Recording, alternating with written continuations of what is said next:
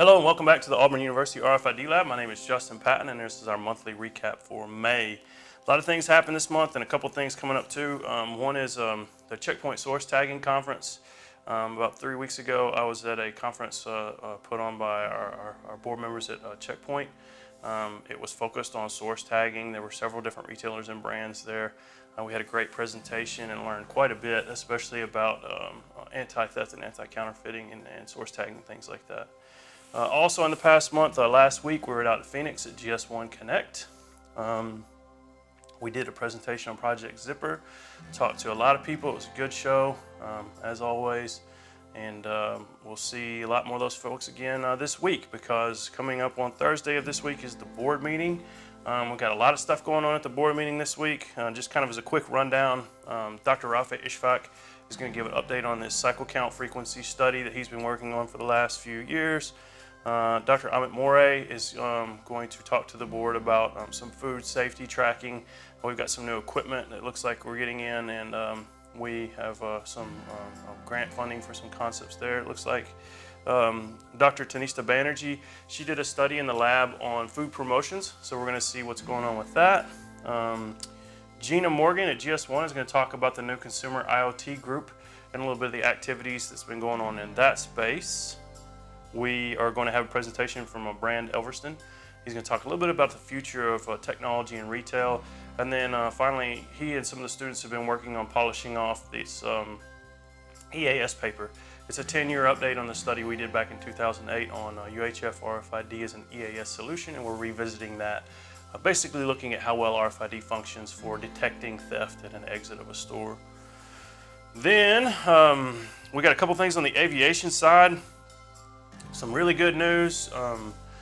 Cynthia told me that this past week they passed a resolution at IATA requesting that all airlines move to baggage tagging for all bags in the next year or two.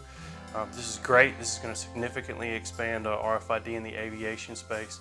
And we also keep rolling forward on the tagged flyable parts side as well. We're going to have some folks that are going to come talk about that.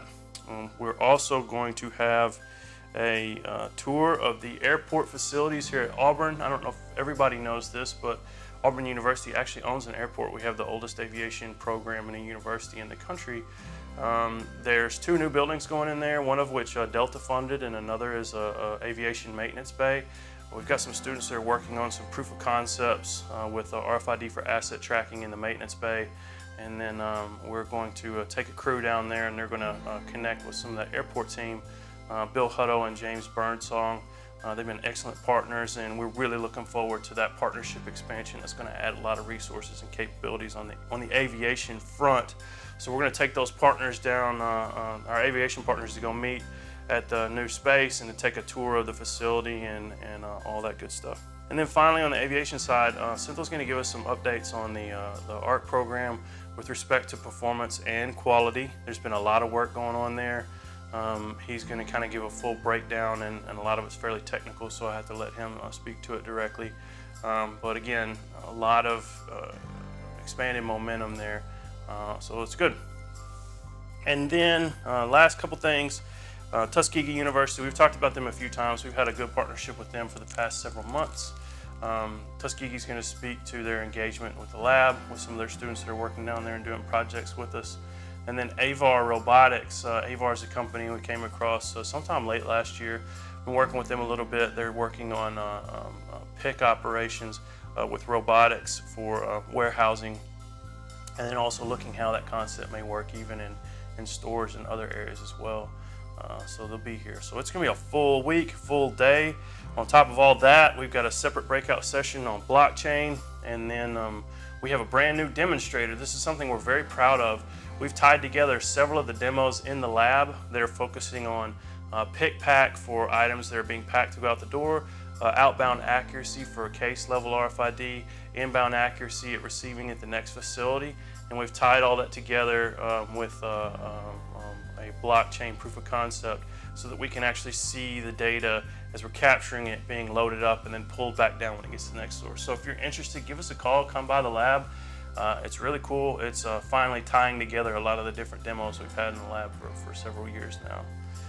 And then finally, last but not least, the zipper paper. Zipper's going excellent. We found some pretty incredible results in terms of ASN accuracy. Really what we've been doing is looking at the legacy barcode accuracy to see how many orders are correct using the older system of barcode counting and ASNs, and then also looking at that with the newer systems of EPC and RFID. And in some instances we can see about a 90% improvement in terms of order shipment accuracy and receipt accuracy with the EPC systems over the traditional systems. So that's awesome. The paper's in draft. It's a little bit overdue right now. I'm just trying to get through a lot of these things so I can get it out.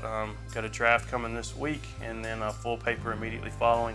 We presented some of the results that GS1 Connect and others, but you will all have it in your hands very soon. So with that, thank you very much, and I will see you all here in July.